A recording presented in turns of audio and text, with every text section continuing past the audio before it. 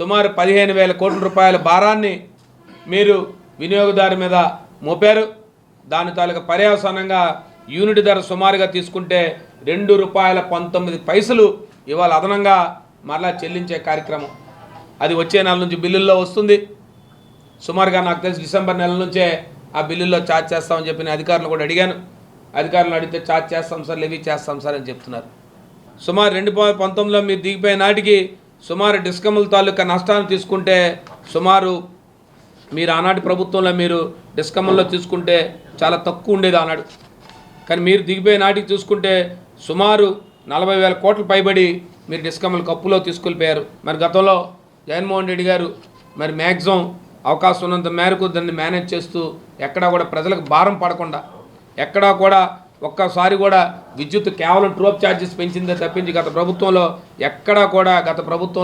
ఎక్కడా కూడా పెంచే కార్యక్రమాన్ని చేయలేదు గతంలో.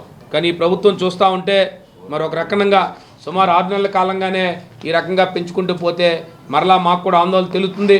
ఇక పవర్ టారిఫ్ కూడా పెంచుతారని చెప్పి మరి ఓ పక్క ఊహగాలు నిలబడతా ఉన్నాయి. రాబోయే రోజుల్లో విద్యుత్దారులు వినియోగదారుల మీద ఛార్జెస్ కూడా పెంచే కార్యక్రమాన్ని కూడా మీరు చేస్తారని చెప్పి మరి చెప్తా ఉన్నారు. కాబట్టి వీటన్నిటినీ దృష్టిలో పెట్టుకొని మీరు ఏదైతే ఎన్నికల్లో హామీ ఇచ్చారో మీరు ఎన్నికల్లో ఇచ్చిన హామీని పూర్తిగా తొంగలో తొక్కి ఇవాళ మీరు ఎన్నికల్లో హామీ చెప్పిన మాటను మీకు క్లియర్గా మరి మీ అందరికీ కూడా మీడియా ద్వారా ప్రజలందరూ కూడా వినిపించే కార్యక్రమం చూస్తారు. ఎన్నికల్లో ఏ రకంగా చంద్రబాబు నాయుడు గారు ఏ సమావేశాల్లో కూడా చెప్పారో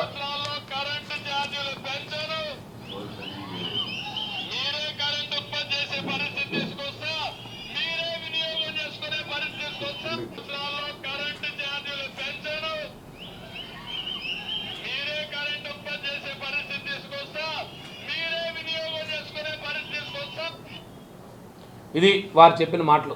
ఇది ఎన్నికలు అనేక సందర్భాల్లో వారు చెప్పిన మాటలు తీసుకుంటా ఉంటే వారు ఒకరోజు కాదు వారు మా మీటింగ్స్లో కూడా చెప్పారు.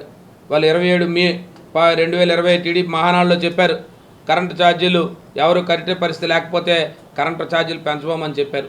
మరి 2023 ఆగస్టు 16ని విజన్ డాక్యుమెంట్ విడుదలలో కూడా మీరు పెంచమని చెప్పారు మీ ప్రభుత్వం ఏర్పడిన తర్వాత. సార్ విజన్ డాక్యుమెంట్లో 23లో 24లో పెనుగొండలో చెప్పారు.